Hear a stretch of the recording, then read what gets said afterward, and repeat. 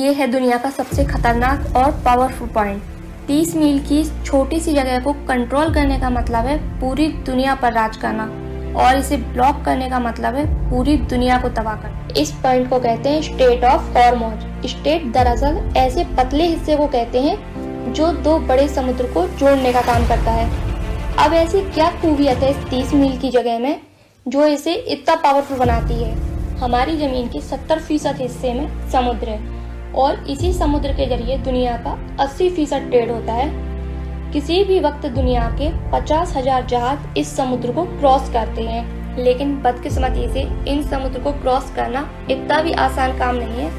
कुदरती जियोग्राफी की वजह से इन समुद्रों में ऐसे स्ट्रेट या चोक पॉइंट बने हुए हैं जो अगर किसी भी वक्त ब्लॉक हो जाएं तो दुनिया की इकोनॉमी हिल के रह जाएगी। ये हुआ था मार्च 2021 में, जब एक कार्गो शिप सुएज कैनाल में 6 दिनों के लिए फंस गई थी और पूरी दुनिया को लगभग $10 बिलियन का नुकसान उठाना पड़ा। इसके अलावा भी बहुत से ऐसे चोक पॉइंट हैं, लेकिन इनमें से कोई भी पॉइंट इतना डेंजरस नहीं है जितना कि स्ट्रेट ऑफ हॉर्मोज है। और इसकी वजह ये है कि ये पर्शियन गल्फ और गल्फ ऑफ ओमान का एक इकलौता रास्ता है, और यहीं से सारे समुद्री जहाज निकल के पूरी दुनिया में जाते हैं। अब पर्शियन गल्फ बहुत ही इम्पोर्टेंट जगह है क्योंकि 8 कंट्री अपनी कोस्ट लाइन इसके साथ शेयर करते हैं, जिनमें से Iran, Iraq, Kuwait, Saudi Arabia, Bahrain, Qatar, UAE और ओमान शामिल हैं। इनमें से 4 कंट्री के लिए बाकी दुनिया से कनेक्ट करने का वाहिद रास्ता ही स्ट्रेट ऑफ हॉर्मोज है। अब अगर आप मिडिल ईस्ट के बारे में थोड़ा बहुत भी जानते हैं तो ये तो आपको पता ही होगा कि मिडिल ईस्ट की पहचान है उसका तेल। अब बात सिर्फ यहीं खत्म नहीं होती, बल्कि दुनिया की 40% गैस रिजर्व भी इसी सर्कल में मौजूद देशों के पास है। अब नेचुरल गैस तेल और कोयले के बाद दुनिया का तीसरा सबसे बड़ा एनर्जी सोर्स है। ब्रिटिश पेट्रोलियम के मुताबिक ईरान के पास दुनिया में सबसे ज़्यादा गैस रिजर्व हैं। तो हम ये कह सकते हैं कि पूरे पर्शियन गल्फ में तेल और गैस के इतने ज़्यादा सोर्स हैं जितने हमारे पूरे प्लानेट पर कहीं नहीं हैं। और दुनिया की 15% एनर्जी सप्लाई भी इसी पर्शियन गल्फ में मौजूद कंट्री से आती है, और फिलहाल इस सप्लाई लाइन का कोई ऑल्टरनेटिव भी नहीं है। लेकिन 30 मील के एरिया से गुजरना इतना भी आसान काम नहीं है। पहले तो यहाँ 8 ऐसे आइलैंड आते हैं जिसे हर समुद्री जहाज को अवॉइड करना पड़ता है, और 8 में से 7 आइलैंड ईरान के कंट्रोल में है।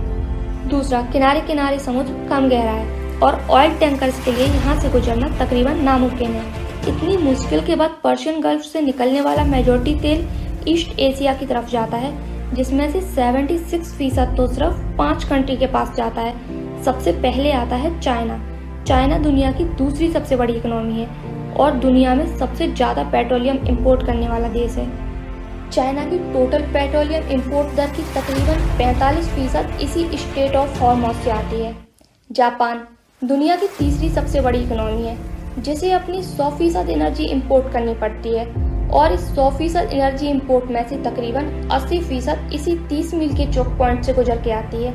इंडिया 5th लार्जेस्ट इकोनॉमी है, जो अपना 70% ऑयल और 50% गैस इसी पर्शियन गल्फ कंट्री से इंपोर्ट करता है, और वो भी इसी रास्ते से। इसी तरह साउथ कोरिया, जो कि दुनिया की 10th लार्जेस्ट इकोनॉमी है, अपना 70% तेल इसी पर्शियन गल्फ कंट्री से टैंकर के थ्रू इंपोर्ट करता है, जो उसी 30 मील के स्ट्रेट ऑफ हॉर्मोज से गुजर के आता है। तो अगर 30 मील की छोटी सी जगह किसी भी वजह से लंबे टाइम के लिए ब्लॉक हो जाए तो दुनिया की दूसरी, तीसरी, 5वीं और 10वीं इकोनॉमी बिल्कुल कोलैप्स कर जाएंगी, और इसी तरह पर्शियन गल्फ में मौजूद 8 कंट्री का सोर्स ऑफ रेवेन्यू भी खत्म हो जाएगा। एज अ रिजल्ट पूरी दुनिया में एक जबरदस्त इकोनॉमी क्राइसिस आ जाएगा। इसीलिए ये दुनिया का सबसे खतरनाक और इम्पोर्टेंट चोक पॉइंट है। दुनिया के सारे सुपर पावर कंट्री की इस पर कड़ी नज़र होती है। अमेरिका ने भी इसीलिए UAE, Oman, Iraq, Saudi Arabia और बहरीन में दर्जनों मिलिट्री बेसेस बनाए हुए हैं। अगर आपको ये वीडियो पसंद आई हो तो वीडियो को लाइक और चैनल को सब्सक्राइब जरूर कर लें।